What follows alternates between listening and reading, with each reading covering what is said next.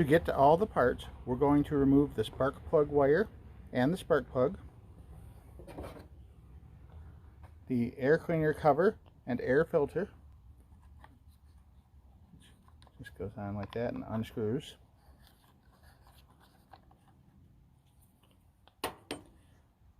Three screws, 1, 2, 3, that hold the top shroud cover on. One screw down below here that holds the muffler cover on.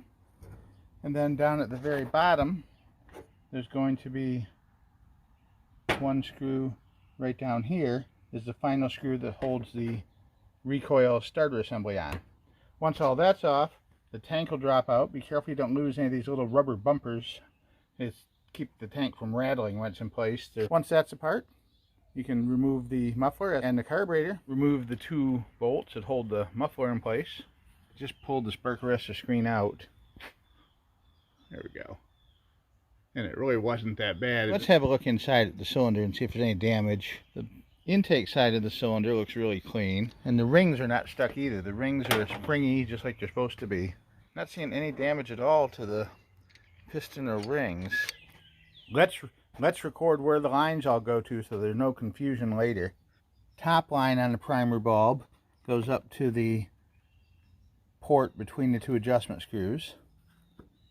The bottom line on the primer bulb goes down into the tank. That's your return line. The one from the tank goes up to the back side of the carburetor on the side where the choke is. Looking down the carburetor part, I don't see any damage to the back side of the cylinder wall either. We'll remove the 2 screws on the pump side and the 1 screw on the other side. We'll also take out the high and low jets for the adjustment screws, clean all the holes out and reset those and open them to 1.5 full turns to start with and go from there. The screws are very similar in appearance, but the low speed screw is a little longer and has more of a taper on the end. We've removed the 1 large screw and flipped the diaphragm side off, and we can see the carburetor looks very clean inside, almost like it's not even getting fuel through it. But we'll check it out and see what's going on here. The diaphragm and spacer itself look to be okay. They're nice and soft and flexible. There's no brittleness to them. Those shouldn't be a problem to reuse. Let's flip it over and do the fuel pump side now.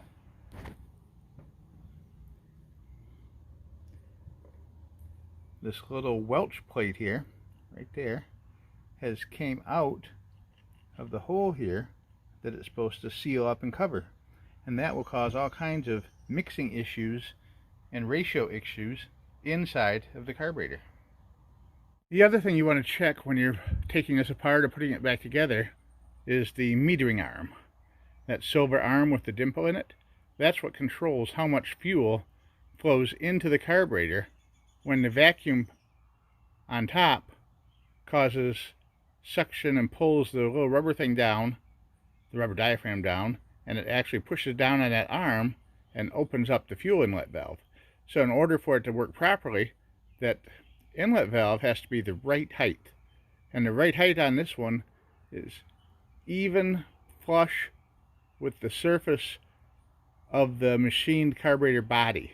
And if you're having trouble seeing it or measuring it, you can always use your screwdriver as a straight edge and put it across like that, and the metering arm should almost touch the screwdriver shaft.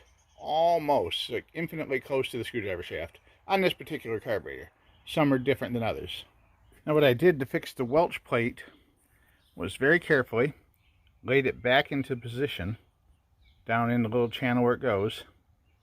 Then I put a flat blade screwdriver on top of it and gently tapped downward to make the edges of it flare out and grab into the sides of the carburetor body.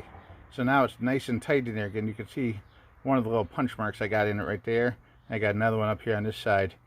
That should be enough to hold it in place. When you tighten the adjustment screws down all the way. Make sure you don't overdo it. You can bend the tips and distort them if you go too tight. Just very gently until you feel them stop turning, and then open them back up 1.5 turns.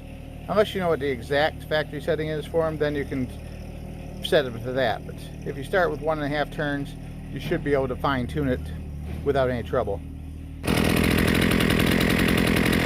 I tweaked the adjustments on the carburetor a little. I had to turn in the high-speed screw just a bit because it was running a little too rich. And I opened up the low-speed screw a little so it would accelerate smoother.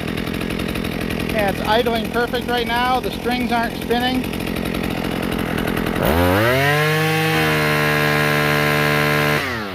Nice solid sound to it. It doesn't sound like it's screaming and running too lean. I think we're in good shape here. We're going to try it out over the next few days and see how it goes. Thanks for watching. Have a great day.